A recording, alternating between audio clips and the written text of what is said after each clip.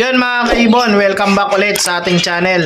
So ngayong araw is ipapakita ko sa inyo yung bagong parisan natin mga kaibon. Dahil nga medyo kumukuha ulit tayo ng mga Alps 2 mga kaibon. Dahil nga medyo naiinip tayo sa mga GCC natin. So ang mutation nga ng mga bagong ibon natin is mga Opa Dilute mga kaibon. So meron tayo dito green Opa Dilute at isang green Ewing Opa Dilute mga kaibon. Ayan. So patapos na sila mag-molting mga kaibon, matured na. Bali pansalang na rin to mga kaibon, pwede na nating i-breed. Bali maghintay lang tayo ng konti na matapos yung molting nila mga kaibon. Ayan, medyo nagmo-molt pa pero patapos na. Ayan mga kaibon, oh.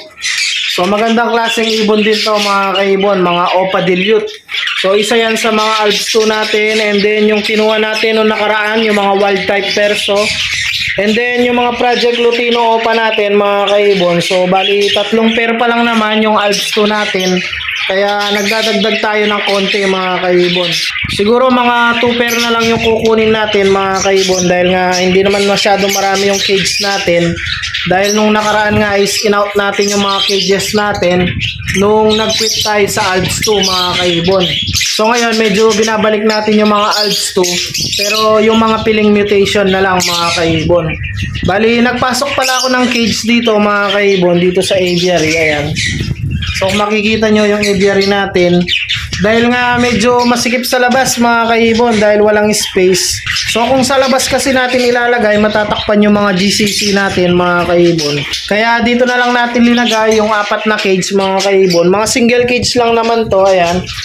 And then para safe din yung mga ibon natin. Bali maluwang naman yung ating aviary mga kaibon.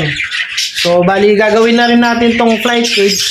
So pagka may mga pababa tayo, dito na rin natin ilalagay para mabilis mag-mature yung mga ibon natin. So pagka kasi nakakalipad-lipad na maluwang yung mga ibon, is mabilis sila mag-mature mga kaibon, and then healthy. So ayan yung mga bagong ibon natin ngayon. Bali in-update ko lang kayo mga kaibon. So ayan, tignan natin ang malapitan. Ayan.